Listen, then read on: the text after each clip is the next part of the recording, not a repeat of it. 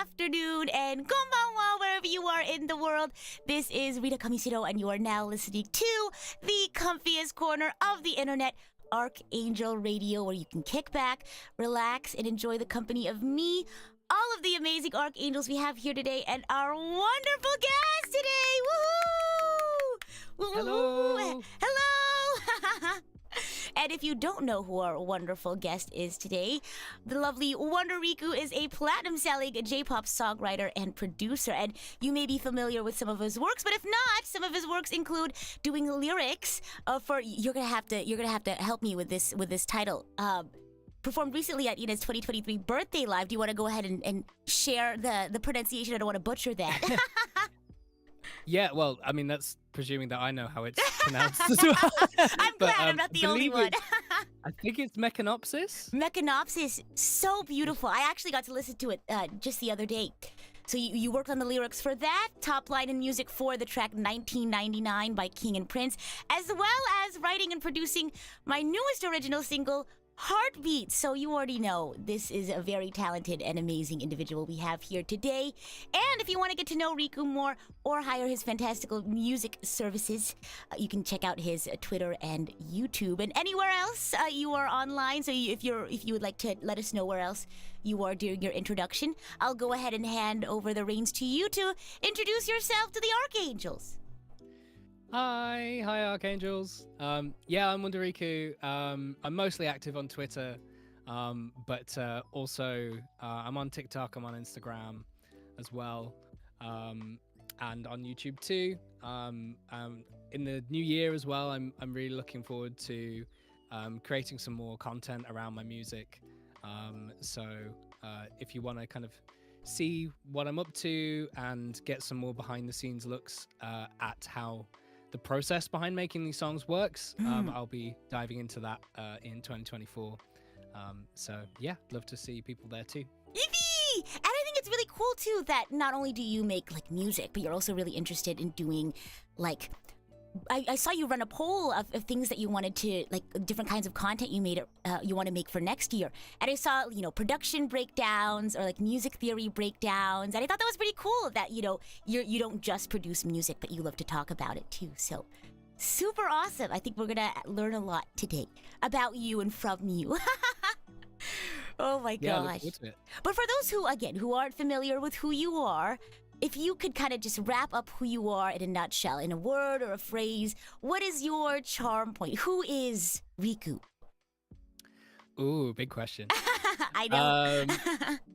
Yeah, I mean, I guess I get the usual way people like summarize themselves. It's usually by their occupation, isn't it? So I Right. mean, like I'm a professional songwriter Mm. and producer, and whatever. But if we want to get to the heart of kind of I guess who I am as WUNDER RiKU, I guess I'm just a nerd, really. Like I'm just someone who's just like really passionate For about sure. music and creating music, and passionate about like the media that Right. I'm interested in, and someone who kind of relentlessly follows their dreams as well. Is something that I guess would describe who I am. That is so super cool. Oh my gosh. And I think one thing, for those who actually don't know, I actually got the chance to do an interview with Riku not too long ago. Wow, time flies. But one thing I really appreciated you sharing was that connection is a really big part of music for you. And I'm sure we'll hear a lot about it today. But I think you can really tell, especially for someone like me who's gotten to work with you, I think connection really is a big part of, not only you making music to share with other people, but also you working with other musicians. So I'm excited to hear about that today as well. But before we jump into the meat and potatoes of things, tell us about some exciting stuff that's happening for you soon. Any projects that are happening that you can share, of course. And you mentioned things that you want to do next year. So any projects or goals that you have in the future? Yeah, well, I mean, this year has been like absolutely incredible, and a really crazy year in terms of my career and the really fortunate things that I've had the chance to do and write, and all that. And as is kind of often the way with these things, like next year is pretty unknown, really. Right. I don't really know where next year's going to take me yet. I'm just writing as much as I can, making music, and kind of putting myself out there into the universe and hoping someone listens. And but- you've already reached so many ears and hearts and brains and minds. Thanks. But I guess the things that kind of are kind of on the horizon. There's 2 songs that I wrote this year that have sort of been announced and released in a kind of slight unofficial way that are gonna have, hopefully gonna have like official releases next year. One of them, a song called Full Color by Gorguda, and with music by Snail's House. Ooh. So kind of same team behind Astro Girl, with Ujiko doing the music, and myself on lyrics. That was debuted at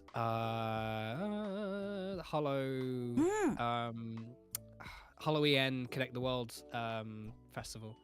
Oh, wow. How does it and- feel? Sorry, I hate to interrupt. How does it feel like seeing, like, I saw you post something on Twitter, like, it was a life-changing moment holding like a J-pop CD with your song on it. Like, how does it feel seeing like CDs with your name on it, or with your music on it, or seeing like concerts where they perform your music? How does that feel like? I mean, it's the most like indescribable experience. I bet. Like, I can't even begin to put it into words. I Right. don't think. I mean, the first time I got to see something that I'd written be performed live by someone else Right. was at Hololive Third Fest, where Amelia Watson performed Chikitaku. Mm. And I was actually away at a songwriting camp in Spain at the time. And when it was airing, and I tuned in to watch a bit of it back in the evening, and I remember watching that performance just with my jaw like open the entire time, not really being able to like process what I was watching. Right. And then as soon as the crowd like cheered at the end, I just burst into floods of tears. I was an absolute mess, and I just like, I remember running out to my publisher who ran the songwriting camp I was on. I just ran out to him and I was just like, look, this is my song, this is mine. And I was just like an absolute mess. It was just absolutely incredible. Oh my God. So yeah, and then, you know, being able to see that Chikitaku again at EN Connect the World, followed by Full Color, that was crazy because that was like 2 of my songs back to back in this kind of like live set in Los Angeles. Like it was like, this is not even in Japan now, this is like an international event. Oh my God. And it was just incredible. Wow. And That's a so big surprise amazing. as well, Yeah. because like I didn't Hololive didn't explicitly tell me Sure. that those songs were going to be there. They just sort of Oh. been like, they were like, here's a stream key, thank you for your contributions. Aw. And they were very coy about it, I think, because they wanted it to be a nice surprise. Oh, that is so fun. So when I tuned in and saw it, I was like, oh my God. Oh my gosh. So- Well, here's to many more of those, you know, oh my gosh moments. Yeah. Oh And my it was gosh. the same with the King and Prince Mm. like CDs as well. Like having this CD that has the words like Wow. WUNDER RiKU on it is kind of insane. Oh my gosh. Maybe one day you'll have like a whole shelf. Oh my God. Oh I my mean goodness. that is like, to be real, like that's the goal, really. Right, You know, right. like it's not to sort of be like, hey, I did it, I made Yeah. it, I got a song that was successful, and now that's it. Like, you know, that's kind of not the kind of person who I am. And I love to celebrate the Yeah. good things and celebrate the victories. Of But I course. also think there's an important part of allowing yourself to be not fully satisfied by things. Oh, for sure. To kind of to motivate you to like keep Yeah. moving, you know. There's and to- always like and to keep- a bigger goal, right? yeah, Yeah. 100%. And when you achieve that goal, and I've certainly found this, but like you work up like a goal, like a big goal that you're trying to work towards and achieve. And then if you're lucky enough to get there, you can then end up in this slightly kind of wandering state afterwards, where you're like, well, now that I've done that, Right. what do I do? You know? Like, Yeah. so and I spent a good part of this year trying to figure that out, honestly. What's your Like, next big thing? Yeah, Oh, yeah. wow. Well, it was a bit sort of like, you know, I'd Yeah. had these songs released with arguably the biggest VTuber in the world. Oh. I had a song released as a mainstream J-pop Right. record that went platinum.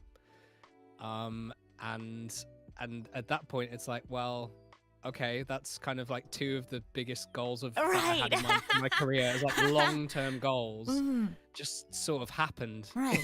in the space of a year. How do you find direction? I think a lot of people can relate to, you know, when they achieve their goals, or maybe they haven't quite reached like a big goal yet, and they're kind of lost and they don't really know where to go next. How have you been trying to find direction? You know, like when we talked earlier on this year, like when we chatted before, we talked about the idea of like giving yourself time to not create, Right. and giving yourself time to and space to stop trying, which was the Yeah. theme of of the song that we did for your charity stream. Right. And I basically just did that again. So you know, I took some time out. I spent a month in China over the summer, and I was working a little bit while I was over there, but it gave me time to like not work, Right. to experience new things, to get like a bigger perspective on like the world and all that kind of stuff. Right. And when I came back, I was like, well, you know, back to the grind then, I guess. Like, let's keep, let's write some more tunes. Let's get some hit songs. Let's get some more, you know, whatever it might be. Yeah. And I just found that I had like no motivation to do any of that in me. And I spent a bit of time like trying to make myself do stuff. Right. And it just wasn't happening. It just wasn't getting there. And then your body has a funny way of doing this, I find. Like when there's something that you're lacking or that you've been neglecting, that you've been ignoring, your body just has a way of kind of like waking you up and telling you. And essentially, like, I just had like these really severe like back issues where I wasn't able to like lie down and sleep properly. And it was coming from just like having terrible posture, working at my desk for all this time and not taking enough time to rest. And I kind of took it as a moment of being like, okay, you've been working really, really hard for a long time, and you've not actually been like, but you've not been looking after yourself, like your body. There's been a lack of self-care. I've been ignoring what I've been eating. I've been ignoring getting good enough sleep. I've been ignoring, you know, not exercising enough. Yeah. And I just kind of spent like about a month and a half, 2 months of just focusing on like, well, let's eat better. Right. Let's exercise. Yeah. Let's start doing stuff that isn't music and looking after ourselves and just see what happens. Kind of having like a reset. I think that's super important. I think a lot of times when people are goal driven, they're so used to focusing on that end goal that they forget to like step back and see the bigger picture, right? I think a lot of the times we focus so much on the solution that we forget to focus on like the problem, or we're so focused on the effect or the end goal that we don't think about like the cause or like why we're doing it, right? So I think having that reset, like you mentioned, can really kind of give us a step back and like let us, you know, focus on our health and really understand again why we do what we do. Yeah, it's exactly that. Yeah. It's exactly that. And I always come back to that quote from Kiki's Delivery Service that inspired the Stop Trying song, which is, you know, oh god, I wish I could remember it off the top of my head. But it's basically that idea of like Kiki in the story of Kiki's Delivery Service, like she forgets how to fly and she starts losing her powers and she doesn't really know why, and she goes on this journey of like self-discovery and exploration, and it's not until she meets an artist and spends some time with her in this cabin in the woods, and the artist just says like, stop thinking about flying, just literally do anything else but thinking about the fact that you're flying. And eventually you'll just start flying again.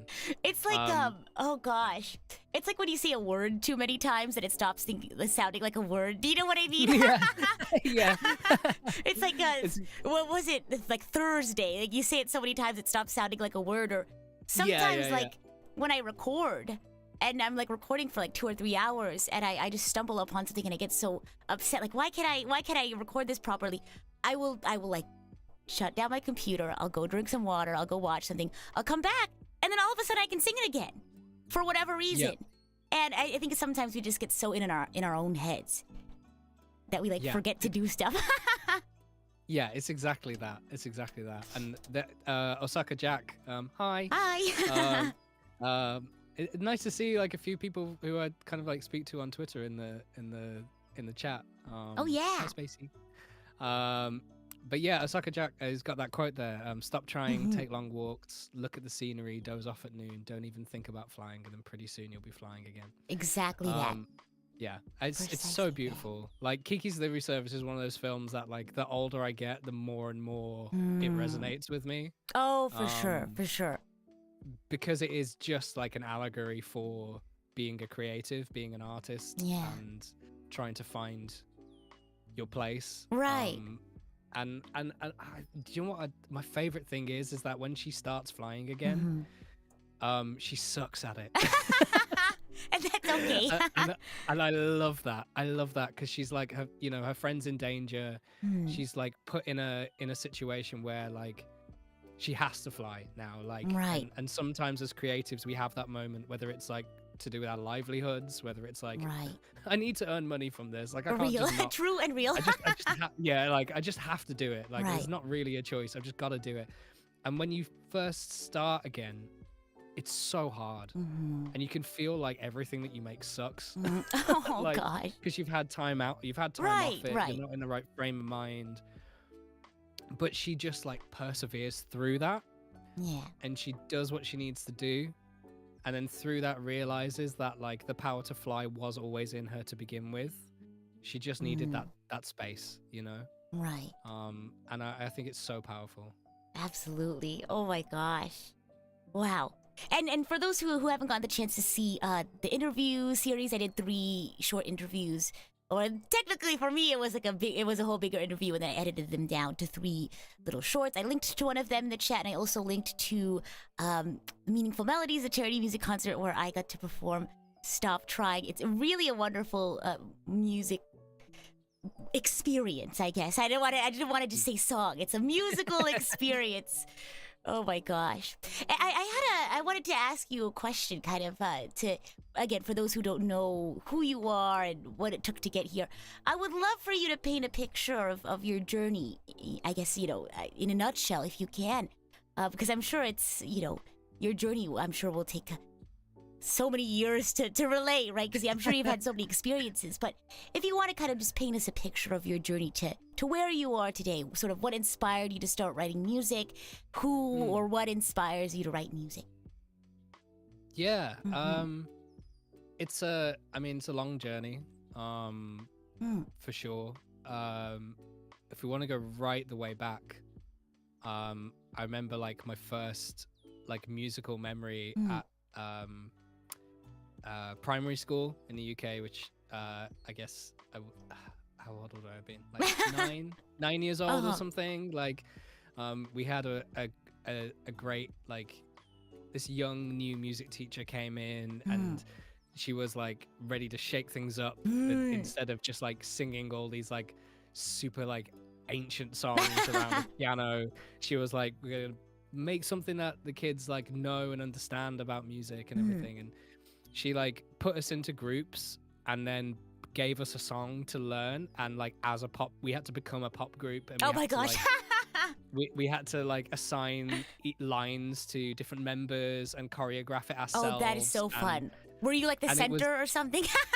Well, this was the thing, right? So we were given Where Is the Love by the Black Eyed Peas. Oh my gosh. I love that. Where is the love? I love that song. Such a good song. Oh my god. Well, Mama. People And like the thing about it was like I was so pumped. I'd never done music before ever. Right. But for some reason I was just like I was so pumped for this task. That. I was so it just resonated with me so much. And like I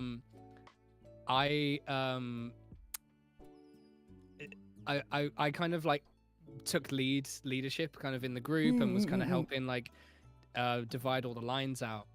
And then when it came for us to do the performance, basically no one else in the group had learned their lines. No! Oh my gosh. Okay. But I'd basically learned everyone's lines.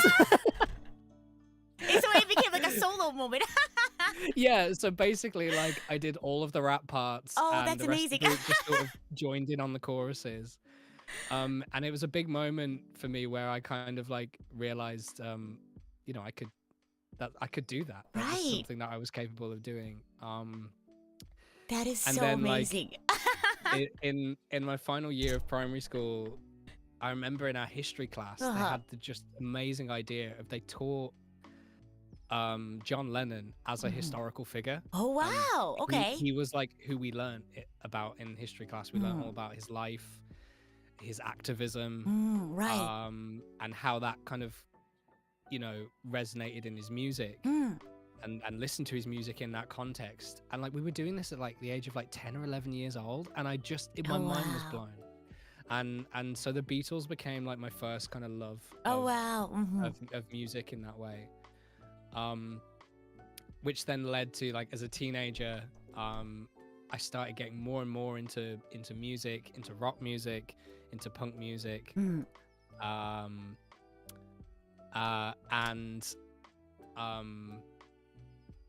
bands like Green Day, Mm. My Chemical Romance, all these kind of bands were really resonating with me at Mm. the time. Sorry. And that's kind of where my songwriting started, because I also started playing guitar around that time, and I really wanted to learn how Oh. to play all my favorite Green Day songs. And I was completely self-taught, so I was just sort of like figuring it out and Mm. figuring out how to play stuff with a little bit of instruction from my stepdad, who's a Mm. fantastic guitarist. But because I was just kind of exploring the instrument Right. in my own way, a lot of the time as I was trying to learn songs that I liked, I'd like get them wrong. Mm-hmm. And then the process of like getting them wrong, I'd be like, well, that's wrong, but I kind of like how that sounds. And that leads you to then write your own thing. Right. Oh my God. So it was this really natural kind of like exploring process. Mm. And you know, once you've kind of got a few chords and melodies down on the guitar, Mm-hmm.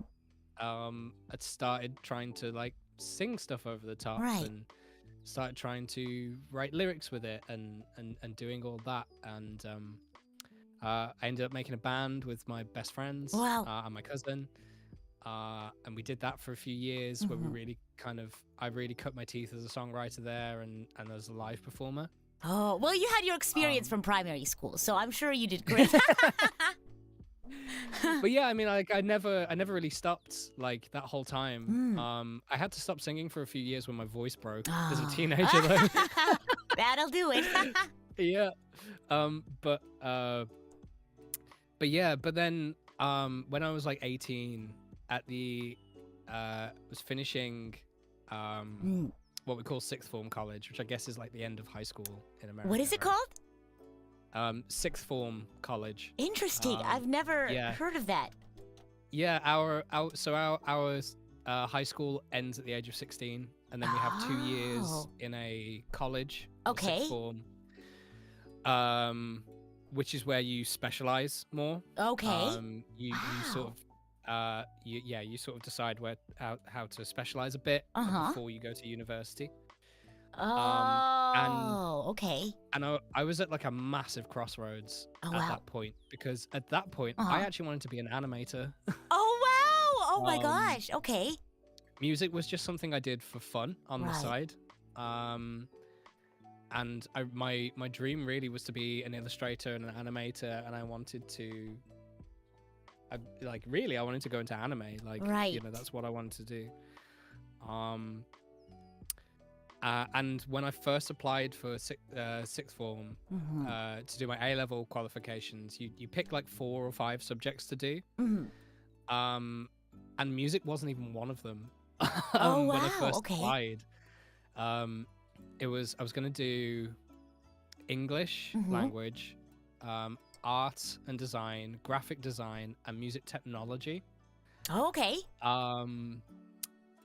And they basically told me, because it was complicated, Uh-huh. but I'd already done part of my English qualification a year early, Huh. but it was on a different exam board, and they basically said if you want to do English, you're gonna need to come and do some summer classes. And I Oh, basically was like, absolutely not. absolutely not. Can I do music instead? And now And you're literally- here, so good choice. Yeah, literally, like if it Oh my wasn't for like gosh. that like weird technical thing, Right. I wouldn't have studied music. That And is so I probably funny. wouldn't have then gone on to do music at university, because Yeah.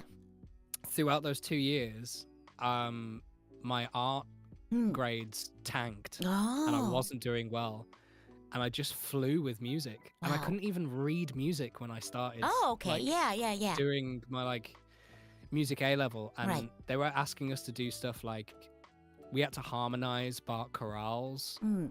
we had to analyze like orchestral scores, Oh, gosh. and like I couldn't read music. I had to Right. learn how to read music at the Right. same time as doing all this. Yeah. And so it was like a massive uphill battle. Wow. But I feel like having yeah, a musical experience though is really helpful, like learning theory and things like that, and learning how to read music. Because I feel like going into theory without like having previous musical experience is such a confusing experience. Because yeah, like you won't understand what you're reading. You know what I mean?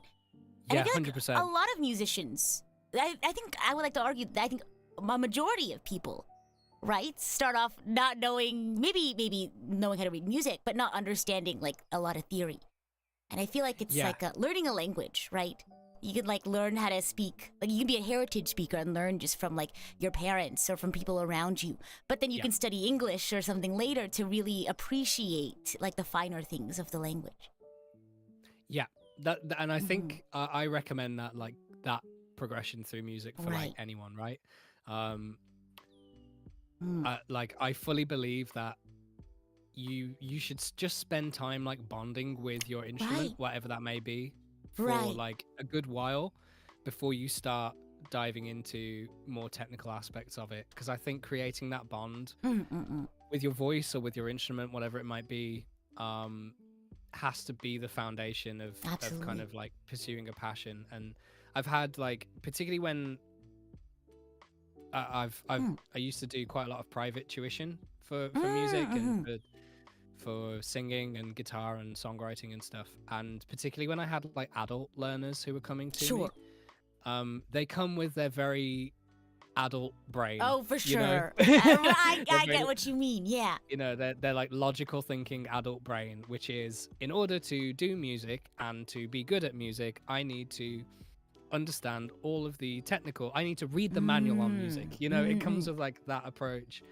And I just really try to invite these people as much as possible to Right. just like connect with that inquisitive child who just Right. wants to explore stuff Right. and just have fun exploring it first. Because that's where you find And your love for then- it. You know what I mean? Yeah, Yeah. 100%. Wow. 100%. That's a wonderful Um, piece of advice. Oh my And god. I think that extends to like to all art, really. Like, Right. So Gotta learn to appreciate yeah. it first. yeah. Oh my gosh. So sort of to kind of summarize and carry on Right. from that point, I applied to a conservatoire or conservatory of music, Right. to study music technology. Mhm.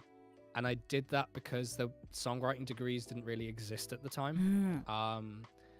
And I kind of, my understanding of being a songwriter was that I needed to be able to produce my own music too. Oh, for sure. Um, Okay. and since working professionally in the industry, I've found out that's not how it Right. works. Right. You know, you have people who specialize in just being top liners, Right. who just come up with melodies and lyrics. You have producers who sometimes they just record and mix the tracks. Sometimes they'll write the music too. Right. But I didn't know that. My understanding was like, as a songwriter, you have to be able to do everything. So that's kind of what I trained myself to be able to do. That's a which has super awesome become- skill, though. Like that's awesome. Yeah, I mean, it's been completely invaluable. Like, as an adult, and I'm Right. glad I wasn't correct in my thinking. You know, so yeah, I studied that, but it was at like a classical music focused institution. Right. So I had a lot of like pushback from Oh. my like heads of department who kind of accused me of just doing pop music and then being very one note in that way. Uh-huh. And there was a lot of very harsh criticism as well there. Oh gosh. I've Not seen quite as bad as like Whiplash, but you know. right. I've seen so much media of like how intense music school is, like Whiplash, like you mentioned. Mhm. Oh my gosh. No one threw anything at me, but Well, that's like, good. which is good. But I definitely had some verbal abuse like thrown at me from for sure, I tutors. bet. Oh Yeah. my gosh. And a lot of like, kind of people just using like tutors using expletives to describe my work, you know. Oh gosh. Oh. Which honestly, like, that can either make and break Oh, someone. right. And I'm like an educator myself now. Right. I teach songwriting at a university, and as my kind of like day job. Right. And I take a lot of my experience into what I do. I think I think like criticism is super important. Oh, absolutely. And how you take criticism and how you let it inspire or motivate you Right. is super important. But Mm. I felt like I definitely got better out of spite sometimes. Like, That's so real, though. Go tell your story of improving through spite. Go for it. I had this one tutor who literally like I wanted to write I wanted to arrange like a string quartet for a song that I'd written. It was my first time arranging for a string quartet. Wow. And so I'd had a go at it, and I played to him what I'd wrote, just played back in like MIDI, you know, kind of to see what he thought. Right. And this particular tutor Oh gosh. didn't sugarcoat anything. Right. Can I swear on Luto RKNGL is Radio, my or- Luto is my gen mate. You're fine. Don't let me limit your expression of yourself. Okay. So I played it to them, and they listened, and I was like, "What do you think?" And they just went, "That's shit." Oh no! And that's all they said. And I was like, what about it? You can elaborate? I was like trying to find like, is there some like constructive criticism here that I can go away? And they were just like, it's just all shit. Just all of it. Someone said Gordon Ramsay style. Yeah, it was very Gordon Ramsay style. Yeah. Oh my I think gosh. there's something quite British about that. I don't know. But yeah, and they just wouldn't elaborate and wouldn't give me any direction. They just said it's shit, just do it again. And I left that like with my heart like completely sank. I was like, what do I do? And I remember I had like a couple of minutes of feeling completely broken, and then immediately I just went straight to the library, opened my laptop, sat down, pulled up as many different string quartet scores as I could, right, and listened to a bunch of string quartet music, and then there and then victory, like just redid it yeah, all.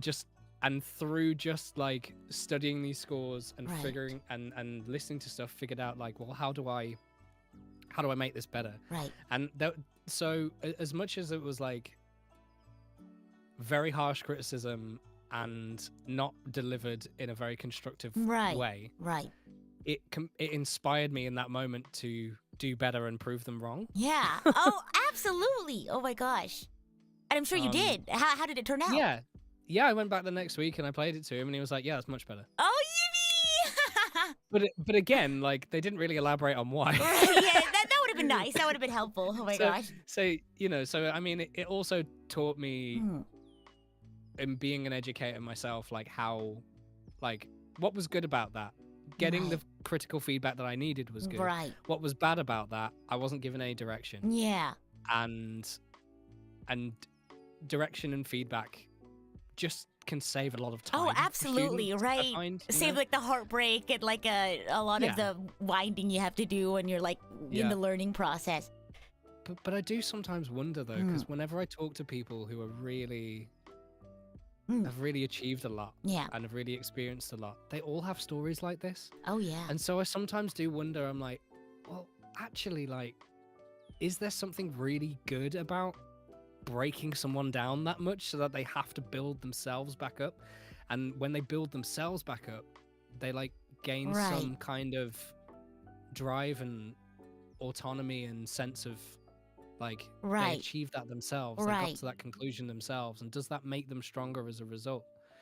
And so it's something that I've been thinking about a lot recently, because it's challenging my own kind of like worldviews a little bit. Oh, for sure, because in my head it's like, gosh, like that could really like change someone's life. Obviously, in a good way, but also it could change their life in a bad way. And I'm sure there's certainly ways you could be more gentle about it, especially for folks who have a different like learning, I guess, style.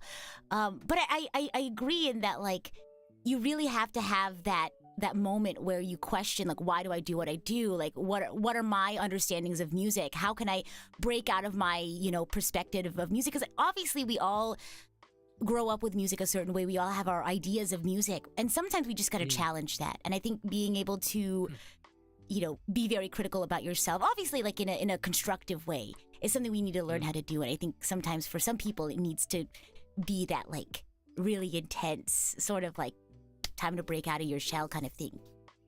Yeah, and I think kind of as the role of like like tutors and educators and teachers, I think there has to be a wisdom of knowing absolutely when you can do that for your students, maybe, and which students you can do that to, because I think you have to I think that method, I mean, that's what Whiplash is all about, right? Whiplash is literally a film about like taking that concept of breaking down someone so that to their absolute lowest, so that they can build themselves back up into someone who is great at what they do, to the most unhealthy degree, And I think it can definitely be done in different, because I'm a very soft person, and I have a cushy heart, as I like to say, but I feel like I've had those moments where like I was just getting so frustrated. I was like, I don't know why I can't get this like passage. Like I'll stay up till like 2 in the morning, 3 in the morning trying to get it, and it's not clicking for me. And I've had like a director or instructor sit me down like when I was at school, and they'd say like, why do you do music in the first place? Like, is it just to like be perfect? And they basically like asked me a bunch of these like really hard-hitting questions, and I didn't end up crying, but it wasn't because they were yelling at me and making me feel bad about myself, but they sat me down and had that very important like, we're going to talk about the hard questions so you can really take a step back and understand like why you do what you do, why are you hitting this roadblock kind of thing. So I think it can definitely be done in a gentler way, or if it works for you, a more intense way. But I think, again, like you said, I think it's really up to the wisdom of the tutor, the teacher, to know what's appropriate for their student. Yeah, definitely. I think that's the sign of a really great teacher is being able to make that distinction with a student and see like, are they someone who needs motivating in a positive way here? Are they someone who needs a little bit of like guiding through an emotional experience to get to where they need to go to? Or is it a student who needs a bit of maybe their ego being broken down, and maybe that's kind of maybe that's the place where it's a good thing to do that and challenge their ego a little bit, but it's a delicate thing. Absolutely. Everybody has experiences of school, of teachers who inspired them and teachers who absolutely made them feel worthless, absolutely. Oh my gosh. But I think the important thing in life is being able to take positive steps from all of those experiences, and helping all of them to move yourself forward, whether it was a negative experience or a positive experience. It's all something we can learn and grow from, right? Yeah, absolutely. Gosh, but you mentioned you're a tutor or teacher as well in music. What would you say is your strength as a teacher or a tutor? And on a similar question, what do you think are your strengths as a producer, as a songwriter? Ooh. Yeah, like what makes your music yours, kind of thing, like your musical signature almost. Yeah, I think maybe the thing that kind of crosses over into both of those parts of my life, like as a teacher and as a producer songwriter, I think is like a sense of adaptability. And being able to really kind of mold things and tailor things to whoever I'm kind of like working with. There's some really lovely comments from hi Larry, um, saying Riku style is their bops. Yeah. It's very kind. I mean, to me, like Mm. I find defining my style really difficult because like I don't think I have a definable style. Mm. Um, and I think like that comes from um being involved in lots of different kinds of music Mm. throughout my life. I've played in like a pop punk band, I've played in folk bands, I've played in like weird fusiony Yeah. experimental You've also been bands. like a soloist. Yeah, a singer songwriter, kind of Rapper. like acoustic. Since Yeah, primary school. yeah, yeah, and I've done like like a bit more like hip hop stuff Oh, as for well. sure. Wow. And as an adult as well, and then when it comes to like the professional side of Mm. things, like writing to briefs, to like J-pop briefs and K-pop briefs, Mhm. Tell us I about that. really just What are those? yeah. So I'm signed with a publisher Mhm. and who kind of works with other publishers over in East Asia, and we get briefs through for artists, and Mm. we submit songs that we've written off to those briefs, and they get pitched on our behalf, and then Oh, wow. if the artists want them, then they take them on hold for a while, and then if they decide to actually put them on their albums, Mm. then they get cut. We say that they get cut, which Oh. old-fashioned term for when they used to cut vinyl. Oh. Yeah, so and from that, like, you know, the briefs can be anything, absolutely Wow. anything, any genre, any style. So, you know, you get some people who really focus on particular styles, Mm. but it suits me to a T, really, Mm. because I tried being like this solo artist person for years, Yeah. and I always struggled with it, and I always found it really difficult Right. because I kind of felt boxed into a thing that I Sure. felt like I should be. Yeah. You know, I was like, I have to be this Jeff Buckley, Mhm. Leonard Cohen type Mm. folk singer songwriter, because that's what being a good artist is, you know. I. And Oh, go and ahead. I was just gonna say, those like preconceptions I felt Yeah. really stifled me Right. and boxed me in. Right. As soon as I learned that I could be something else Right. like this, where Yeah. I could write music without having my own perceptions of myself Right. put all over it, I Oh. could just be free to just enjoy writing music for music's sake. Yeah. It just opened up a whole new world of music to me. I'm so glad you brought that up. That like you felt like you had to almost have this like solo artist, like this is Riku, but I feel like a lot of people underappreciate people like accompaniment. Like they always Yeah. focus on that the solo violinist or something, or the concert master with a solo, but there's so much beauty and so much hard work that goes into people who are part of like an ensemble. Yeah. And I'm super glad that you brought that up, because I think a lot of people tend to forget about the really talented musicians who are maybe part of an ensemble or who are accompaniment, because there's so much music there. And I love like when I watch an orchestra, I love, not only do I look at the soloist, but I love like looking around and seeing like what the rest of the ensemble is doing, because they're part of the music too. Yeah, absolutely. And when it comes to like pop songwriters, like, you know, loads of people really connect with like K-pop all over the world now, and connect with J-pop all over the world. Yeah. But like, how many times have you actually gone on to the credits to see Right. who wrote those songs? Like, how familiar are you with the people behind these artists? Right. Because the vast majority of K-pop artists aren't writing their own songs. You Right. know? Like, vast majority of J-pop artists aren't writing their own songs. Yeah. So, excuse me. You're good. So, but you know, it's in the same way that like when you watch a movie, Right. some people get really invested in directors and Right. screenwriters and Yeah. people who write the scores, you know. But in songwriting, that's not as prevalent a thing, you know. Right.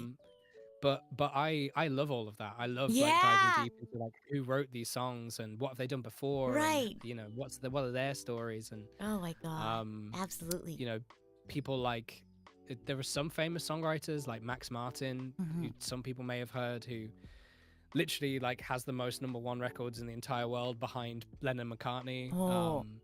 who's written pretty much every big hit that Britney Spears, Katy Oh, Perry, yeah. all of Taylor Swift's 1989 stuff, Oh my gosh. Backstreet Boys, Ed Sheeran, like you Right. name it, like he's behind like so many of those. You know? Absolutely. And so like I kind of have decided that I want my brand to be the person behind your favorite songs, you know? Like, Right. Oh my gosh. Absolutely. because that's not really a thing at the moment. Like you don't get people who are actively talking about like, hey, I'm the person behind all that stuff you like in songwriting. Oh my gosh. But I think like songwriters should take ownership of that and be proud of it.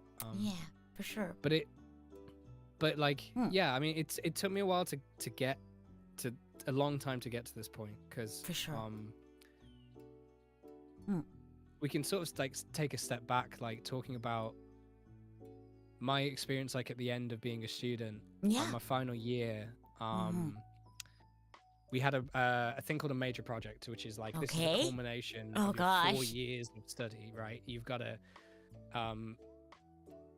make something that is Right. a culmination of Oh, all that. wow. And I decided to make my own album. It was a concept album. It was like 75 minutes long. Oh wow. It was a concept album with a story, with characters, cool. and every track like transitioned from one into the next. Wow. It had like string quartet parts written all over it. It was like Wow. 25 musicians on it. It was like the biggest thing I've ever done and ever will do, probably, as a project. I logged hundreds and Oh my hundreds of gosh. studio hours. Wow. And at the end of all of that, Oh. I was like at the lowest point Oh, mentally wow. in my entire life. Wow. My relationship that I was in at the time completely crumbled. Oh.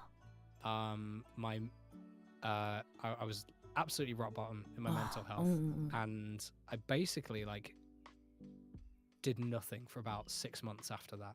I went back to live with my parents, and I basically just spent 6 months in bed, like more or less. Like it was a really dark time, and it was characterized by not just complete overworking and prioritizing making this thing above everything else, but also I think staking so much of my own self-worth in the stuff that I was making, Right. to the point where it like broke me. Wow. And I went through you know, a period of therapy like following that, Yeah. which although was difficult and maybe wasn't the best therapy I could have got. Oh, sure, sure. It really helped me to rethink and reframe how I was thinking about myself and my art.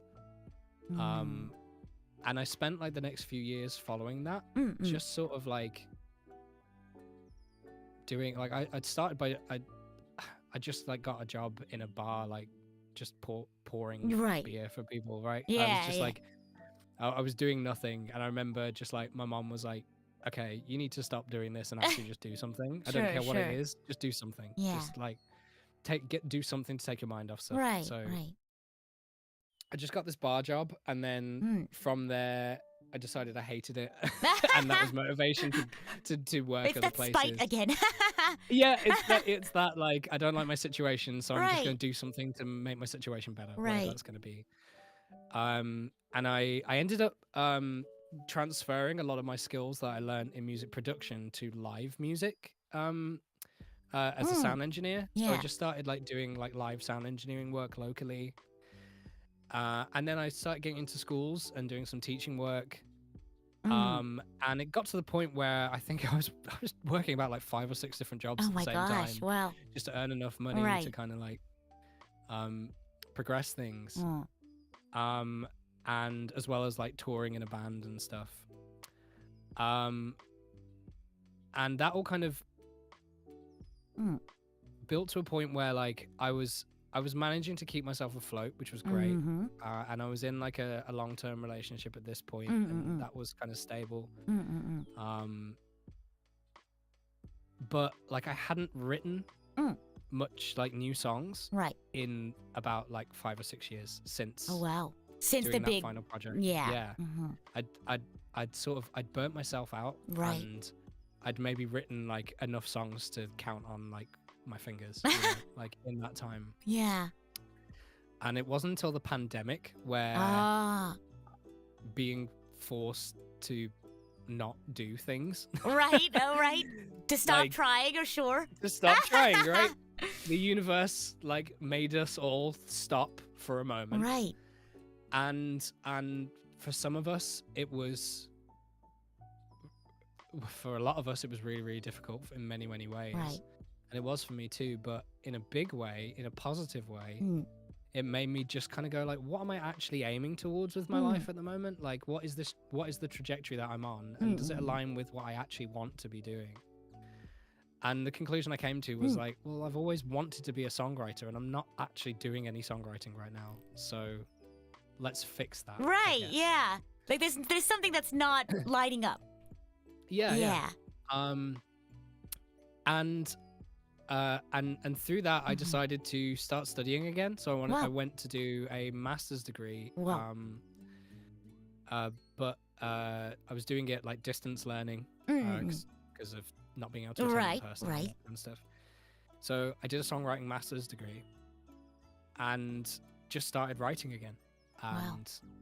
and falling in love with writing again and writing in different styles. And it was around about that time that VTubers Oh. kind of like had their big like explosion, Right, right? right. Summer of 2020. Sure. And I remember when Whole Live English debuted, Mm-hmm. that's what like hooked me into Wow. like VTubers. Yeah. And it was specifically, it was like Amelia Watson and Gogura. Right? Mm-hmm. And I remember just thinking like, okay, I want to write songs for those two. Right. That's something that I want to aim towards. Mm-hmm. And I remember Whole Life put out this thing they were looking for music creators. Mm-hmm. And I didn't have anything Oh wow. in a portfolio Sure, to like sure. to show what I could do. Yeah. I was like, in my heart, I knew I could do it. I knew I could write for these people. Right. Right. But I had nothing to show from it. And I was like, well, I need to prove to people that I can do this. Right. So I wrote a couple of fan songs. Oh yeah. Uh-huh. Yeah, so one called Reflection Mm-hmm. and one called Mystery of Love. And I put together just these like really basic lyric videos. The songs were only like 1.5 minutes long each. And they're on your YouTube, right? Yeah. Go check them out, you They're- guys. Yeah, and they were originally on my kind of like IRL YouTube channel, and then I re-uploaded them separately onto my WUNDER RiKU channel. But I basically was like, I'm going all in on this, and Wow. I'm gonna put the application into Hololive, but I'm not gonna count on the fact that they're gonna care who I am, because why would they? I'm literally no one. Oh. So my tactic was I just want as many people to see these songs as As possible, sure. and if the Hololive fans resonate with it and believe in it, then maybe the talents will too. And that was like my Wow. way of thinking. Yeah. So I I put it out, and I put it out onto like every platform I could, on Reddit, on Twitter. I used as many hashtags. I was like researching when's the best time to like post on Reddit, on these different subreddits and all this kind of stuff. I was just doing everything I could to try and just get as many eyes on it Yeah. as possible, in the hopes that maybe either Gura or Amelia would Sure. see it directly, Yeah. and then they could maybe make their own decisions about whether they liked it or not. Mm. And that basically worked, which is the crazy thing. They saw it in person and mentioned it on one of the streams. And then it was silence for like a year. Uh-huh. Like, and I just kind of thought nothing of it. Oh, right. Okay. I kept on writing. I Uh-huh. kept on making stuff, and over that year, Uh-huh. through my master's course, I got introduced to a label based in the UK who do J-pop and K-pop, and we're always on the lookout for new talent. Wow. And I sent over my like Hololive Your fan songs. to them. That's awesome. As well as some other stuff I'd made in my own time. And they were really impressed, and I kind of started kind of writing with them casually, which was cool. And then that year later, you know, I got contacted directly by Amelia Watson, who was interested in working on some stuff, which led to Okami Blues as the cover, and then led to Chikutaku. And that foot in the door led to all the other kind of work with Hollow, and also led to the work with you and with PRISM. And has led to, you know, other stuff which has been great. Working with Silverveil as well this year. Wow. And then I've basically just spent loads of time writing, working with new people, collaborating, learning from people, and going on writing camps as well. And just getting all these new experiences until I eventually got offered a publishing deal, which has been amazing. And then getting this cut with King and Prince through my publisher, it's sort of been the culmination of all that.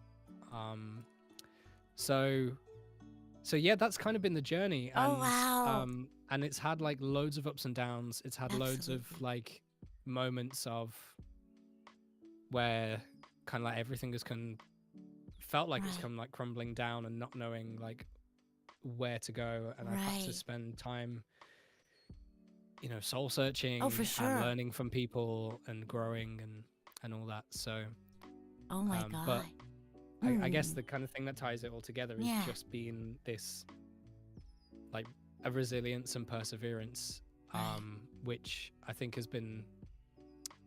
was lucky enough to be instilled in me from my parents from like a really young age, and it's kind of like helped me get to here. So gosh, and thank you so much for sharing your journey, because the way that you painted this picture of your journey in music, you know, kind of just to go backwards, when you were explaining kind of everything that's been happening recently, it feels almost like it's just like boom, boom, boom, boom, boom, opportunity after another. You've kind of just been rolling along, been busy, but a lot of people don't realize just how much lead up led to that, years and of preparing, of ups and downs, like you said, of really tough stuff that you had to go through.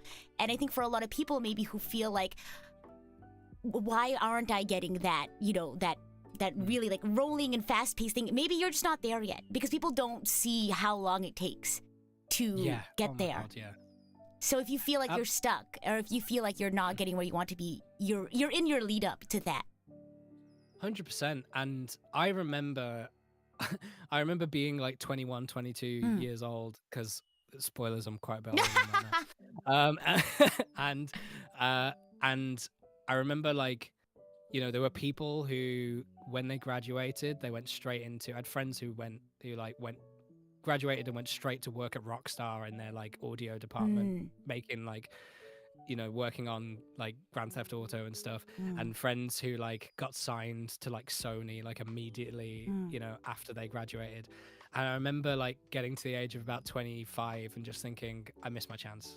Like, that's it. Like I missed it. And just thinking, well, that's it. I guess I just got to give up on that dream. And you know, that's definitely a very early 20s mindset, I think. And particularly in the world of like pop music and stuff, where like when new pop stars debut, they're like between the ages of like 16 to 19 most of the time. And so it's very easy to look at these people and think like, wow, well, they're doing that at that age. Right. Like, oh my gosh. I have no chance. But like, I mean, Lyri says it right there. Like, it's never too late. It's never too late. It's so true. It's absolutely so true. Right. And you never know where all the experience that you've gained throughout your whole life can be leading you somewhere. Right. And you never know when that's going to happen. Yeah. But if you just believe and keep working and keep growing and keep trying and keep putting yourself out there, like, you increase your chances and increase your own luck. Essentially, you influence your own opportunity to actually make that a reality. Right. And I think that's really important to remember, you know, because yeah, like all of this has massively snowballed in the last like 2 years for me. Right. Like from nothing to a whole lot of things. And none of it would have happened if not for the years of hard work and study and I'm sure heartbreak, right? Yeah. And I mean, and rejection. Oh, for sure. And absolutely. Because like, you know, if I'm going just through like working with my publisher, I've had one song that has been cut through my publisher now, that King and Prince track. Yeah. But like in the time I've been working with this publisher, I've written about like 80 plus songs. And many of those songs have been pitched multiple times for multiple briefs. Right. So that is literally hundreds of no's for one yes. You know, like that is, and I remember like a quote on this, and I can't remember where it was from, but songwriters and musicians face more rejection on a like a weekly or yearly basis than most people will get in their entire life.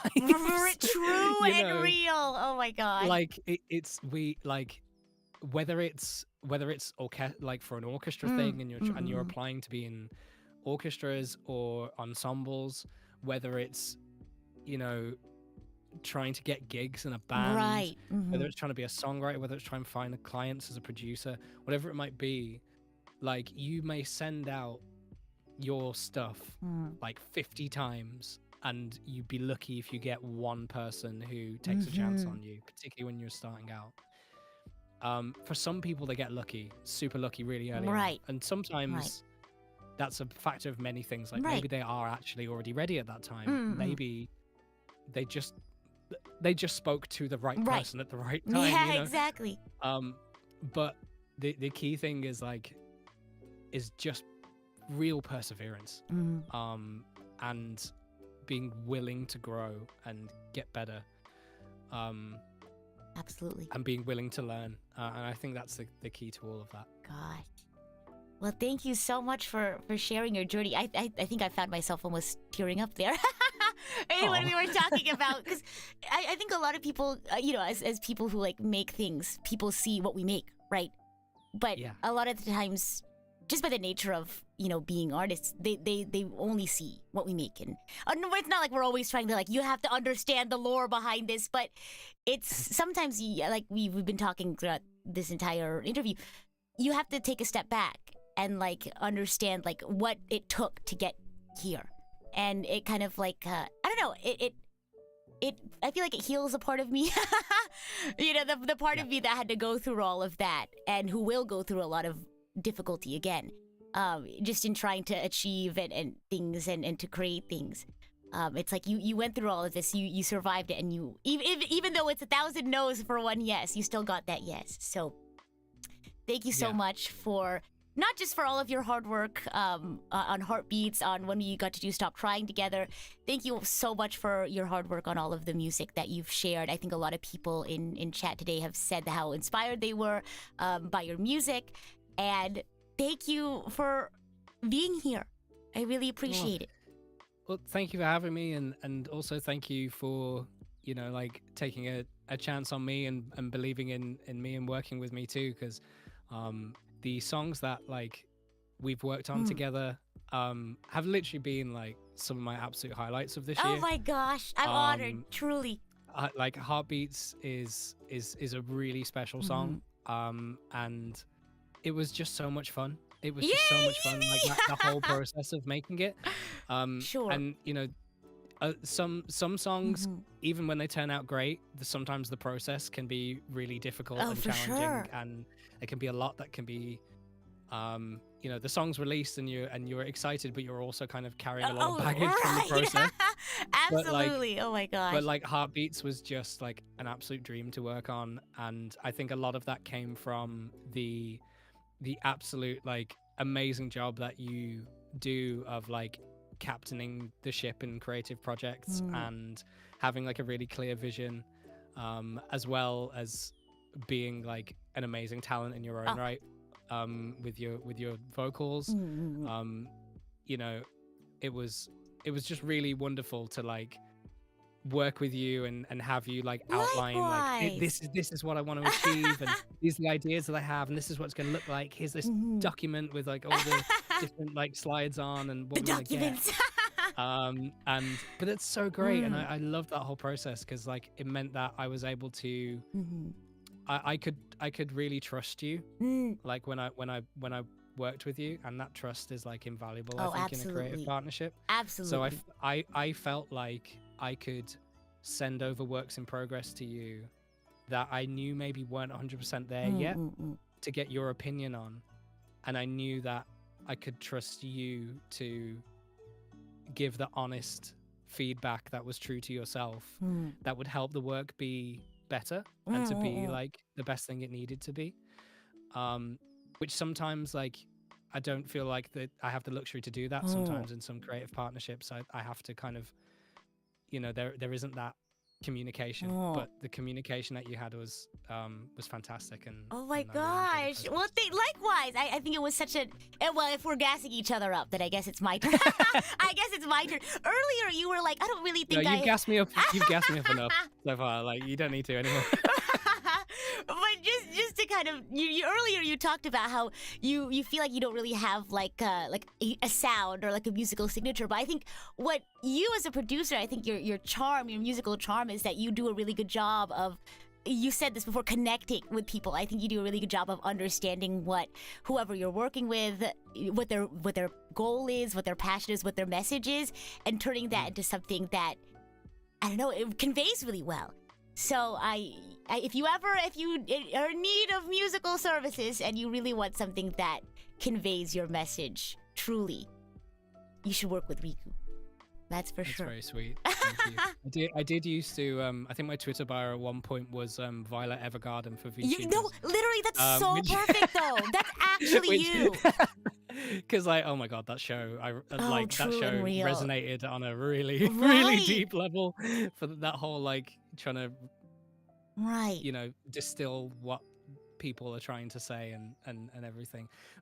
And you're right, connection is like, that's what we're striving towards. Like, I think music is such a powerful tool for connecting with other humans. I think it's within our DNA as humans. Absolutely. It's why we decided to sing and hit animal skins and stuff tens of thousands of years ago. You know? So. Oh my gosh! Wow, I'm just thinking that's such a good catchphrase. But yeah, I feel like that's your charm, your musical charm, is like making that connection and being able to, because that's a skill. I feel like being able to be the Violet Evergarden for people. Oh my gosh. Yeah, and it's sometimes like that process takes a lot of trial and error, and absolutely, and a lot of like making the people you're working with feel comfortable enough to like be open and be vulnerable and be honest about what they want to say. And like sometimes like the ideas that I come up with like aren't the one, you know, like that's not it. The first thing that I try like isn't it. Though I think on I probably can't say which one, on one of the songs that I wrote for a Whole Live Talent, the first draft I sent across of the lyrics, they basically came back and were like, this isn't really what I had in mind at all. Sure. Like it's just that's kind of not That's what I want to say. Yeah. But through giving them that thing that they realized they didn't want, it helped them put into words what they did want. Yeah. In more effectively. Yeah. Where that wasn't there to begin with, because it was quite open, and the brief was quite open to begin with, and so I interpreted it in my own way. Right. And through giving them something that they were able to go like, no, that's not it. Right. I kind of want this, and they were able to focus it. And it was that like feedback that then allowed me to go like, awesome, okay, let's run with that. And that's way stronger anyway. That's a much stronger idea. So let's go with that. And what I came back with, they were like, "That's it. That's Yeah. that's exactly what I want." And I think that's it, you like being open to criticism, Right, absolutely. being willing to like not just think that your ideas are the correct ones or the right ones, or and being willing to adapt and kind of listen and reflect and work with others and be part of a team and compromise and all that kind of stuff are super important to being a creative collaborator. You know, absolutely. in any aspect. That is so super cool. It's almost like you're a puzzle master or something. You solve puzzles and like you know. Oh my god. I mean, problem solving. Right. I feel like I spend my life problem solving, you know? Like it is, and I think it's that love that that I put into the songwriting, because every song is like a puzzle that gets pieced together. And it's probably no coincidence that like one of my favorite songs of all time is Puzzle by Roundtable featuring Nina. It all comes together. It all comes together, but you know, and I find that like the more skills and the more tools that you're able to develop for yourself, the more you're able to be malleable and to fit into different situations and to be the missing piece in other people's puzzles, right? Right. Oh my gosh. So like, because I've spent so much time writing lyrics, writing chord progressions, writing melodies, producing as well, whenever I'm like on writing camps and I get put in a group of people who I've never met before and just told write a song, I'm basically like, I just assess like, who am I working with? What are everyone's strengths in the groups? Right. And how can I best support that by filling in the gaps? Absolutely. Absolutely. And sometimes that means I'm in a more direct role and kind of writing a lot more directly. And sometimes I'm just in a more supporting role, and that's like whatever's best for the group to get the best song, you know? Right. So, and it's that skill, that adaptability. Yeah. Wow. Oh my gosh. That is so cool. Oh my gosh. I really love hearing about everyone's like musical strengths, like what they think is like their, because sometimes like people like know exactly what it is, like, oh, this is my strength, but some people are like, I don't really know. And then, you know, it's I love being able to like pick people's brain about it. So thank you for sharing, you know, not only your journey but your thoughts on your music and how you make your music. I think a lot of people here today learned a lot from you. I think a lot of people were looking forward to learn, obviously not just like a lesson or whatever, but I think there were lessons, I think, inherently built into your story, into your journey. So thank you for being here today to share that with us. We're going to go ahead and start wrapping up for the day, but if you have any other questions, Archangels, by all means, please do share. I think there's definitely still some wisdom that we can have imparted on us as we, you know, wrap up, read some super chats. I think I saw an earlier question. Let me scroll up. It was something, you mentioned that you've had a lot of experiences with different musical styles, right? Yeah. Has there ever been a musical style that you like can't do or won't do, like something you find difficult to make? Oh, I don't think I'd ever say can't or won't, because I don't really believe in those words. If that makes sense. I kind of like I kind of always feel like if it's something that you want to do and you're willing to like put in the work, then it's always possible. But I will say that like I played classical guitar for many years, like particularly as a teenager. And I got to a point where I was like competent at it, and if I'd chosen to like do it more, like I probably could have. And similar with, I did a little bit of kind of operatic singing when I was a student. Just because like I was at a classical kind of university, and I wanted to learn more about singing because I love singing. But that was kind of all that was there. And like classical European, like Western classical styles are a very, very specific way of engaging with music. Oh, absolutely. That is like very, very different Right. to how like pop music works and functions, and also has different priorities, I find, in terms of what, you know, what is considered, don't want to say good, but what is, you know, what you're trying to aim for as an end result. So I do find that, like, as much as I appreciate Western classical and I studied it for many years, it's definitely very challenging for me to engage with and perform myself. Right. On a kind of technical level. So there's definitely that. For sure. And I will also say, like, this is something that I've been working on a lot over the last few years, but like producing for K-pop is okay. so intense, man. Oh, I It's bet. so intense. I bet. Like K-pop production is really on the pinnacle of like where production standards need to be. And for so, sure. I've been, and also K-pop top lining I find really tricky. Oh, for sure. As well, because it just is its own beast. Like it's Absolutely. not. I feel like I've got J-pop writing like in my blood. Yeah. Oh, for sure. That's like that's your foundation, I guess. Yeah, and you know, I've been listening to Annie songs and stuff like since I was like a young teenager, which is many years. I didn't get into to K-pop until like Girls' Generation and SNSD. Oh my gosh! Like, stuff in, yeah. Like, with G, which was probably like G. 2010, 2011. Yeah. But then I kind of fell out of for sure. keeping up with K-pop for many years until recently. So, it's a totally different monster now. And you have like La Seraphim and Ive. Yeah. Oh my god. Yeah. It's not even the same beast anymore. So like I've spent a lot of time trying to catch up with like K-pop is always on the absolute cutting edge of what is trendy and popular. Absolutely. Do you have a favorite fifth gen? Or any of the newer gens too. That's I know there's so many. Yeah, I don't know. Like, I guess I don't really know. Like in terms of like what I listen to and really like a lot of is probably kind of like maybe some of the stuff that's maybe in the previous gen. Like I like IU. Oh, I love IU. Yeah. I like a lot of G Idol. Okay.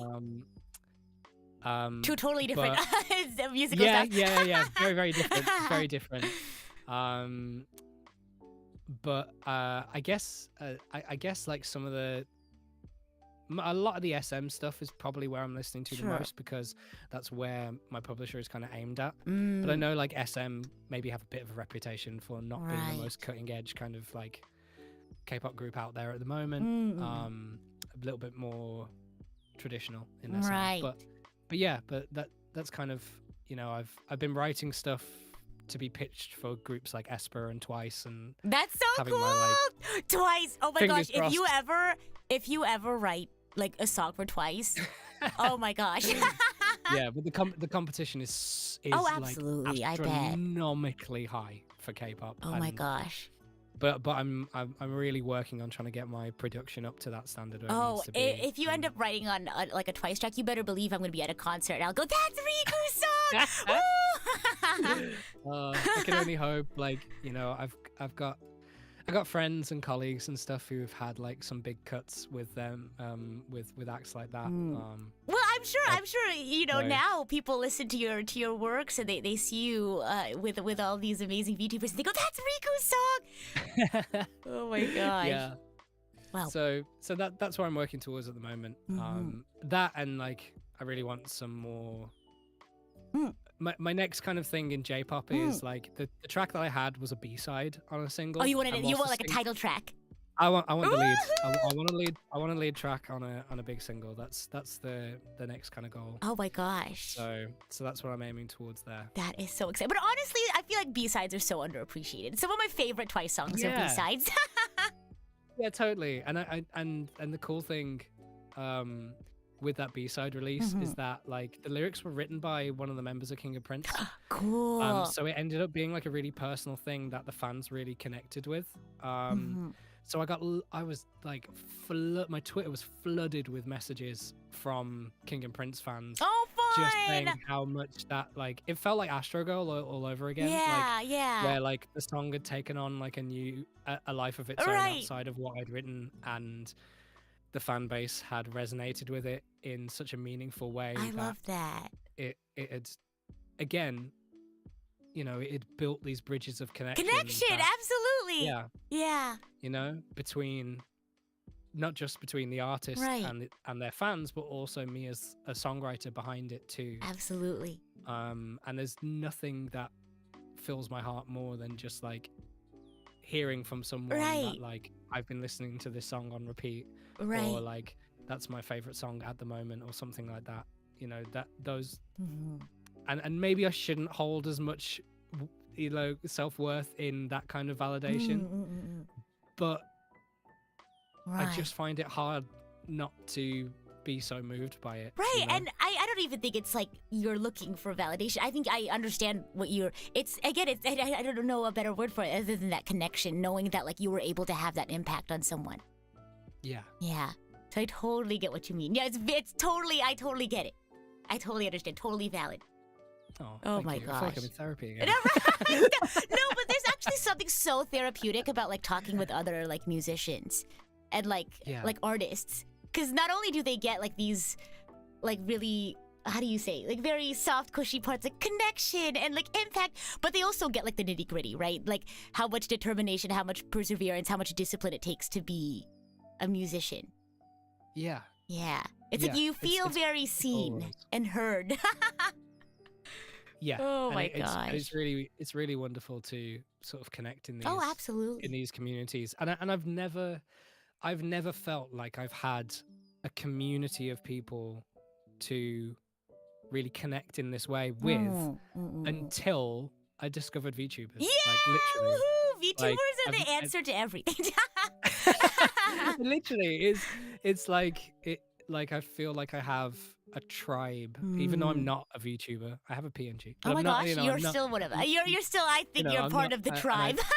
And I don't, you know, I'm a VTuber adjacent kind of creator, but, like, you know, I feel like I have a tribe, and I feel like I have, like, these little pockets and collections of people from all over the world now who, I can, like, talk about stuff that we all like with and have this connection with, and it's just an added bonus that I get to also do it as a professional, you know, and a living from it. So do you ever talk to your past self or, like, your younger self and think, like, not that, like, we made it, like, not in the sense of, like, this is the end goal, right, but, like, look at us, like, we did it?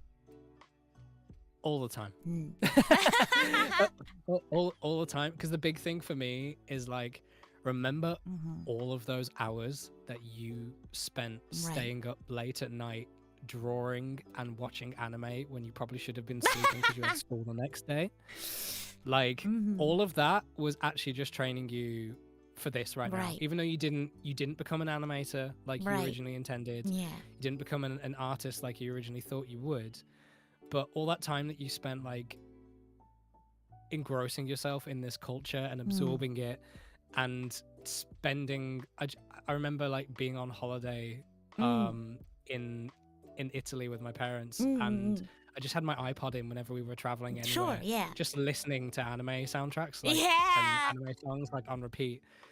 I remember my parents being like, "Can't you just, like, take those out and just, like, you know, be mindful of where you are and engage with the world around you in a bit more of a, like, you know, cognizant way." And I'm like, yeah, I probably should have done that. I probably should have been more present. But at the same time, it's like all those hours that I spent, like, putting that music into my DNA led me to this point now where, like, it's just part of who you are. Yeah. And there was a moment I got some feedback from the publisher who we work with in Japan, the CEO. I sent a song over to them, and the CEO sent an email back directly. Wow. Saying that they'd stayed up. Oh my gosh. Up late. They were up late at night, and they just decided to open it up and listen to it. And they wrote back saying, "I can't believe this song wasn't written by a Japanese person." You're so real. Oh my gosh, true and real. And they were like, there's nothing in this that, you know, it feels completely natural and native to how we write. Right. In a way that they said they said there's only like 2 other times that they've ever felt. Oh my like gosh! that about a Western Look at writer. the chat. I'm so sorry to interrupt you. Oh. Look. Oh, it's my mom. Hi, mom. I'm on the TV, kind of. Can I get a round of applause in chat? Yeah, she said I'm glad that you listen to that music in Italy now. Oh, that's so wholesome. Oh my gosh. But yeah, it's I can't remember where I was. I'm so sorry. I know I totally interrupted you. Oh my gosh. You were talking about the CEO saying that you had a sound that's very like J-pop, not like natively J-pop. Yeah, and they mentioned like, you know, that there was only like 2 other writers like that they'd ever felt that with, and those 2 writers are 2 of the biggest, most successful Western writers in J-pop in history, you know, who they kind of like likened me to. Right. Which in itself, that's a lot of pressure. Sure, I bet that it is. And there's definitely been times where that pressure has got to me over the last year, where I've been like, is that who I've got to live up to now? So it's an ongoing journey of like not letting. It's amazing to get praise like that, right? But like, it's also important to not dwell on it too much, right? and to, you know, it's that curse of like the gifted and talented child. You know, oh my gosh, I get that. When people are put as you know, in a gifted and talented kind of thing as a kid at school, and then they actually, that becomes a burden throughout the rest of their time, where they feel like they have to live up to this thing. And when they don't feel like they live up to it, they feel like they're a failure, you know. And you'd be shocked by the amount of professional songwriters who I've met over the years, who I've worked with and written with, who have had Grammy award-winning songs, who live in mansions, who have endless hits and so much money, more than I could ever dream of, and yet have gone, yeah, I never really made it. Wow. You know, I never really lived up to, you know, all these other people who were way more successful than me in their mansions in Beverly Hills, you know. Right. And I look at them and I'm like, how can you not see what you've got and what you've achieved? But then also look at myself and go like, yeah, but how can I not see what I've also achieved and got compared to where I've came from, you know? So real. And it's that stepping back, like you mentioned, that is important. Yeah, stepping back and having that perspective is super important, super valuable, because when you realize that the people at who you think are at the very, very top, which I'm sure some people might have some impression of me like being this person I would think so. really successful in this specific sphere, right? But like you know, like in reality, right? Like, I probably haven't earned more money than most people in this chat. Like I probably haven't got a flashier life than anybody else. And I feel that. And there's more worth in there's a lot of worth in other things. And absolutely. And it's important to understand that people who really are at the very, very top a lot of the time also don't feel like they've got everything that they want and haven't achieved all the things they want to achieve. I feel that. So it's an important perspective, I think, and important to ground ourselves with that. Absolutely. Oh my gosh, I feel like this entire interview is just a lot of like allowing myself to step back too. And I hope it's been the same for you all as well. I hope that in us having this conversation as musicians, stepping back and understanding why do we do what we do, and you know, appreciating the journey that it took to get here. I hope that for you, whether you're a musician or an artist or just living your life, I hope it also gives you the chance to take a step back and appreciate all of the hard work that you've put in, especially with the new year coming in, all of the hard work you've done this past year, but also throughout your entire life to get you here. So thank you all so much for tuning in. Yeah, thank you for having me. Thanks for everyone for joining in. And I guess if there's anything to kind of leave you all with from all that is to like take this new year running. Absolutely. And never stop dreaming. You know, have your goals in sight, but never lose track of the steps that it takes to get there, you know, and don't feel like you're ever too late to start. Absolutely. You know, you're never too late to start. Because every day that you spend working towards that dream, no matter how small those steps are, is a step taken forward, and that's worth doing, you know. Absolutely. So. Advent says, thank you, Riku, for your moving tale about your journey, and thank you, Rita, for being such a great host. Honestly, I just love being able to like chat with other musicians and get their thoughts. And you said it like, I feel like I'm in therapy. I feel like I'm in therapy. Oh my gosh. Oh goodness. And Joe, thank you for the happy Saturday as well.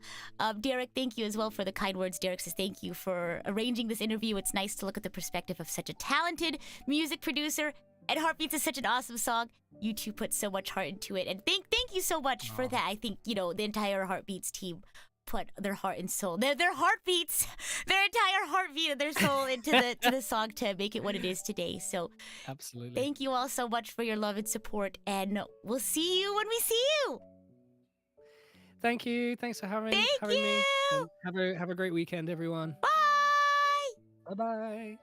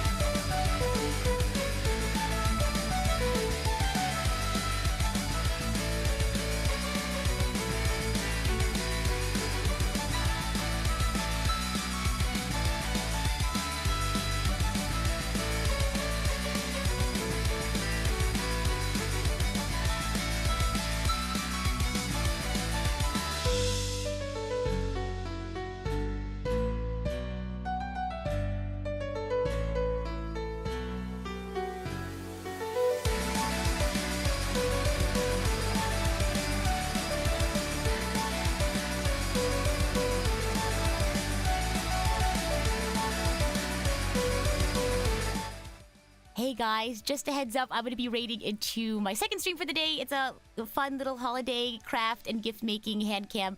So if you tune in, I'll be writing everyone's names on cute little holiday decorations. So it'll be nice and cozy. We're to hang out and chat and all that good stuff. So see you then, and we'll raid into that waiting room. Bye, thanks for coming.